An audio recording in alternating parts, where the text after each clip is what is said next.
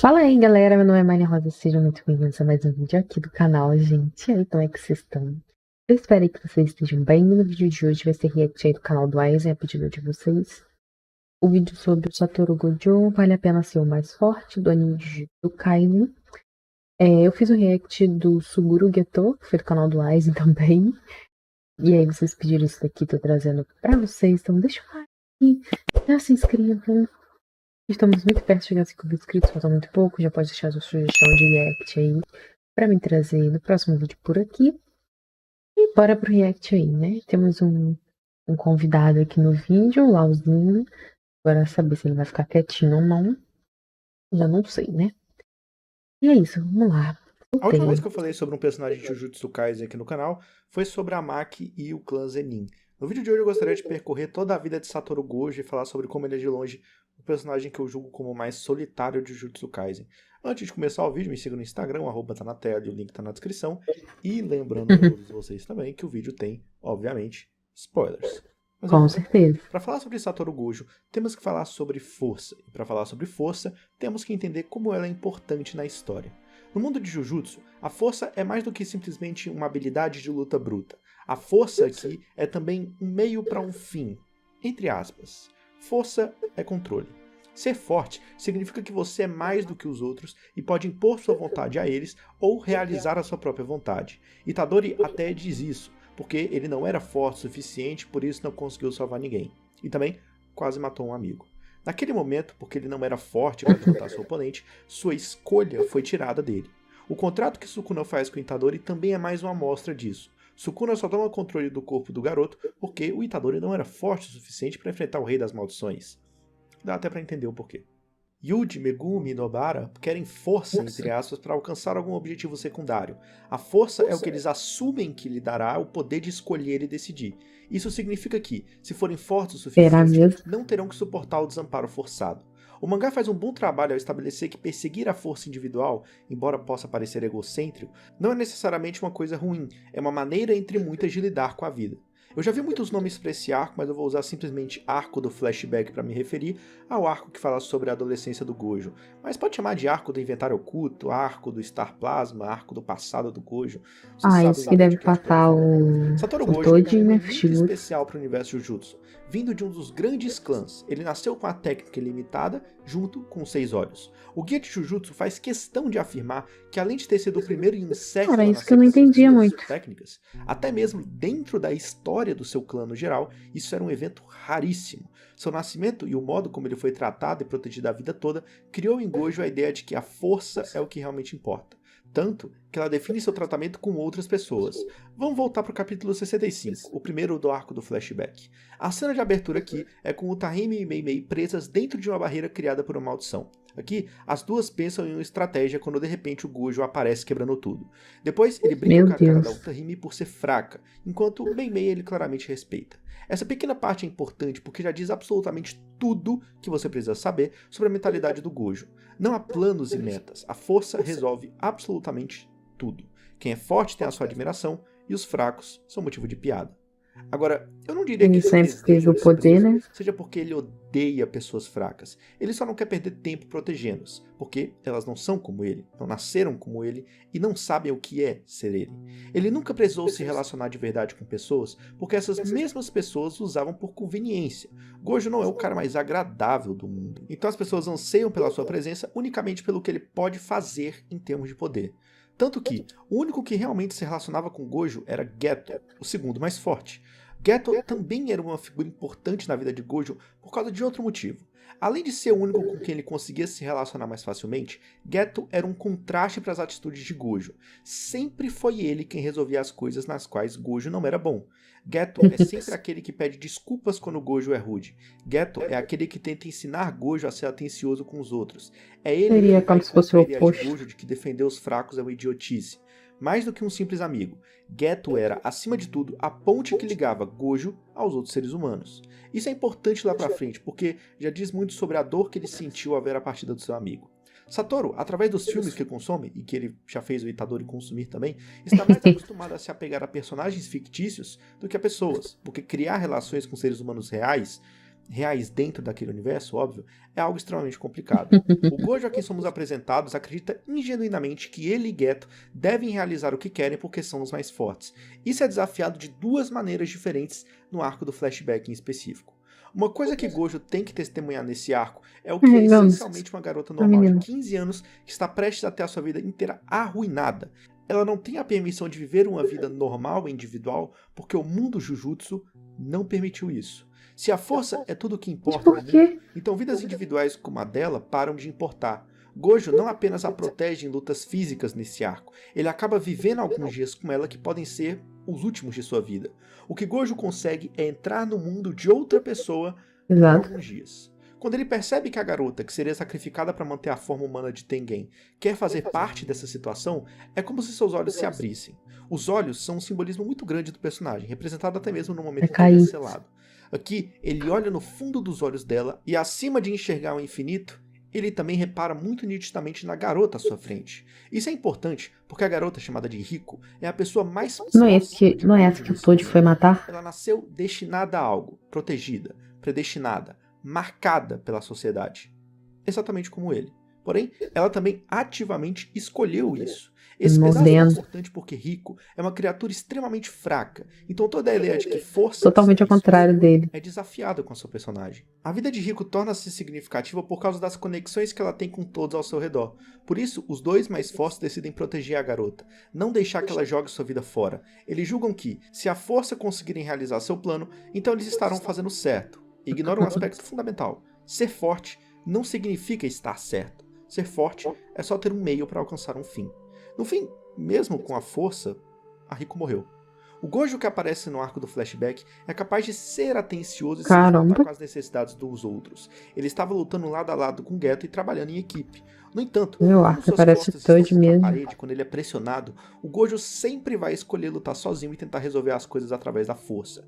Há a pessoa que Gojo conscientemente decide ser, aquela pessoa que tenta se importar com os outros à sua maneira, usando a sua força para o bem delas, e depois há a sombra das suas ações, a parte dele que aparece quando ele está furioso. A força pode ser impiedosa, violenta e cruel. Ela é complexa. É por isso que enquanto vemos que ele realmente toma decisões para mostrar que de fato se importa com Riko, ele também admite para si mesmo que não está triste com a morte dela. Ele conscientemente decidiu se importar com ela, mas ele não pode simpatizar com outras pessoas da mesma forma que Geto pode. E aí está a questão porque ele é super forte, né? Querer ser algo e a sombra das suas ações. Para Gojo, tanto o seu eu inconsciente, que é aquele que sai quando ele está lutando, quanto o seu eu consciente, as decisões que ele toma quando não está lutando, são igualmente importantes. Gojo não é nenhum nem outro. Ele é os dois ao mesmo tempo. Ele é um monstro implacável e forte ao mesmo tempo que é o professor que tomou a decisão de criar a próxima geração. É o homem que mata sem piedade um pai, ao mesmo tempo que promete cuidar do seu filho. Gojo, nas palavras de Akutami, é o representativo de um paroxismo de força. Paroxismo é, no dicionário, o maior grau, o auge, o cúmulo de um estado ou sentimento. Gojo é o paroxismo da força, do poder. Porém, curiosamente, ele nunca ganha. Repare que em todas as lutas que Gojo aparece durante a série, ele mais perde do que vence. Sim, ele matou o Toji, parabéns, mas em troca ele perdeu a Riko e, consequentemente, seu melhor amigo. Ele humilha o Jogo, parabéns, mas ele não extrai absolutamente nenhuma informação do seu adversário. Ele tira as maldições do ataque à escola, mas elas levam os dedos de Sukuna, então não é uma vitória. A melhor parte é que o Gojo sabe disso sobre ele mesmo. Ele admite que não pode salvar a todos. A sua expansão de domínio, inclusive, é uma representação metafórica dessa condição. Ele tem tudo em termos de poder. Quando pegamos o subgênero em que Jujutsu está inserido, entre aspas, né, que são nunca tive pensado nisso. Battle Shonen, é evidente que há um pensamento comum de que a força é o que muitos personagens almejam. Ela é cobiçada ao extremo. Mas, mesmo com ela, o Gojo é impotente. É irônico, contraditório e paradoxal. Uma desconstrução. Desconstrução é um termo que vem de um filósofo chamado Jacques Derrida. Para desconstruir ao mesmo tempo que é muito forte, ele não faz grandes coisas. Uma construção de binários. Para mudar. Binário é uma distinção formada entre um par de termos ou conceitos. Esses termos nem sempre são opostos um ao outro, mas eles estão relacionados em algum sentido. Exemplos: mente versus corpo, ou fala versus escrita. No entanto, simplesmente ter uma oposição binária entre dois termos e os conceitos que eles representam não é o suficiente para haver uma desconstrução. Um dos termos deve ser assumido como melhor que o outro. Por exemplo, Para E aí, Platão, a escrita é menor que a fala porque a escrita é silenciosa, não pode responder perguntas e chegar ao seu destino.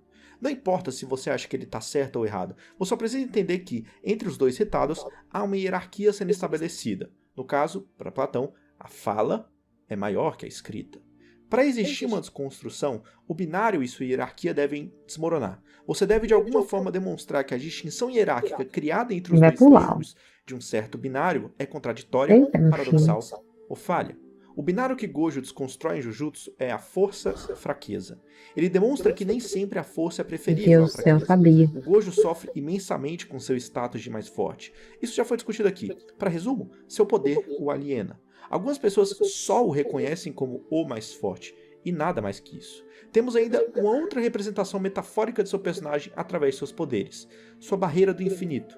Ela o separa dos outros. Ninguém pode tocá-lo, literal e figurativamente. Nem força, nem compreensão mútua. Por isso que lá na luta contra o Diogo, depois de ativar sua expansão, ele reduz as pessoas simplesmente às Meu suas partes Deus mais do céu. úteis para Ele, aquele cenário.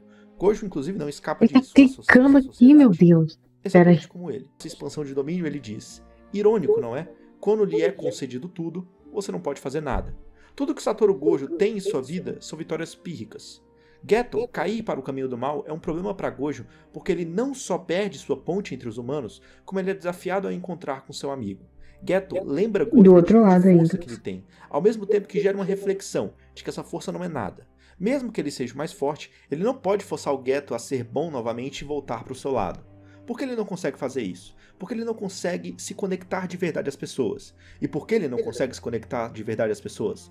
Por causa da condição dele, porque ele nasceu muito forte. Então, chega a poderosa frase: você é o mais forte porque é Satoru Gojo, ou você é Satoru Gojo porque você é o mais forte. Até aquele momento, após tudo o que aconteceu contra Toji e Rico, Gojo, que mantinha uma personalidade que ia contra a ideia de proteger os fracos, muda sua moral. Até certo ponto, quando Geto diz isso a ele, ele também afirma que, se Gojo o matar naquele momento, isso também significaria alguma coisa. Óbvio que significaria. Gojo matar Geto naquela situação mostra que ele valida e aceita sua nova moral. Geto é uma ameaça a todos os não feiticeiros, a todos Mas os ele não fracos. consegue. Logo, ele, que agora queria defender os fracos, deveria ser capaz de matar seu melhor amigo. Mas não fez. Porque no fundo, ele não sabia exatamente o que ele era ainda. O Gojo só começou a se importar com aqueles mais fracos do que ele porque ele se tornou o mais forte, ou ele se torna o mais forte porque ele finalmente aceitou o fato de que ele quer proteger os mais fracos. Em outras palavras, você é quem você é por causa do que você é capaz de fazer, ou você é capaz de fazer o que você faz por causa de quem você é? É uma pergunta que ataca a sua identidade. Geto sabia disso, e o Gojo também. Toda a resposta e solução que Gojo achou para os seus problemas foi entender que o sistema Ele é de Jujutsu como um todo pequenininho. precisava ser alterado. Ele era desumanizante, tanto com ele, quanto com Rico, quanto com Megumi, porque ele reduz as pessoas simplesmente às suas partes mais úteis para aquele cenário. Gojo, inclusive, não escapa disso. Ele é um xamã primeiro e depois uma pessoa. E foi isso que incomodou tanto Geto no sistema, porque todo o sistema devora pessoas e produz pilhas de cadáveres sem rosto. Esses feiticeiros serão usados para exorcizar os espíritos todos os dias, até o dia em que eles morram, então eles vão ser cuspidos e substituídos. A chave para Jujutsu Kaisen é o equilíbrio. Ninguém está certo ou errado até o fim. Isso dá validade a uma grande quantidade de perspectivas para mostrar que há coisas a aprender com todas elas. O individualismo é tão importante quanto a cooperação. Não é um ou outro que vai reformar a próxima geração, mas sim uma combinação dos dois. Por isso também que o próprio Gojo era incapaz de matar o seu amigo. Porque no sentido das forças complementares do Yin e do Yang, ou mesmo no sentido de o que Gojo quer ser e o que sua sombra é, você não pode destruir completamente o outro lado. É algo que você tem que se reconciliar. É algo com o qual você precisa encontrar equilíbrio em vez de eliminar completamente. Ser professor é muito importante para Gojo porque ele escolheu fazer isso. Ser um professor não é um papel natural para alguém como ele. É o meio que ele está usando para alcançar seu fim mais valioso. A mudança. Não porque ele quer que exista alguém como ele, mas porque ele quer que exista alguém melhor. Mas eu acho que por hoje é basicamente isso. Tchau. Bom. Bom, muito bom o vídeo. Ele é um personagem interessante. Realmente o que ele falou, não tinha parado pra perceber, apesar de que eu só assisti o anime, eu não li o mangá. Mas, tipo, o que adianta às vezes ter toda essa força se ele não vai conseguir resolver efetivamente as coisas? E isso deve ser uma coisa que me martela na cabeça dele. e como aquele acontecimento foi importante para a mudança do personagem, mas ao mesmo tempo que ele mudou um pouco, né, os princípios dele, o Geto foi e deu essa virada junto. Então isso foi um a mais para ele mudar, sabe? Aconteceu a coisa da luta, a menina morrer, e aí antes disso ele já estava mudando a mentalidade, aí acontece o fato, e mais a questão do Geto simplesmente ali, não, calma aí, mas tipo, mudar a visão dele totalmente sobre o sistema de jiu-jitsu. Então foram várias sequências de acontecimento, principalmente o despertado do vazio roxo, né? Depois da luta com o Toji. E aí foi construindo o personagem do jeito que ele está agora pra gente, né? Mas muito bom. Realmente vale a pena ser o mais forte. Muito bom. Bom, vídeos do Ais, eu gosto dos vídeos do Ais, faz a gente pensar um pouco, né? Sobre o personagem, ele vem trazendo questões filosóficas de história, então eu acho bem legal. E é isso, se vocês quiserem que eu reaja a mais vídeos do Aizen, só deixar nos comentários que eu trago pra vocês. Eu gosto muito de assistir os vídeos, eu já assisti o canal dele, mas como eu falei no outro vídeo, eu tava um tempo sem assistir. É isso, me dizer que vocês acharam do vídeo, se vocês gostam do Gold, eu acho que a maioria gosta, né? Deixa um like, se inscrevam. O bonito do meu gato atrapalhou o vídeo, vai ter um corte no meio, deu uns pulos aqui, e agora vem e dorme aqui, ó. Bonitinho. Mas é isso, galera. Espero mesmo que vocês tenham gostado. Muito, muito obrigada a você que assistiu até aqui. E eu espero vocês aí nos próximos vídeos aqui do canal.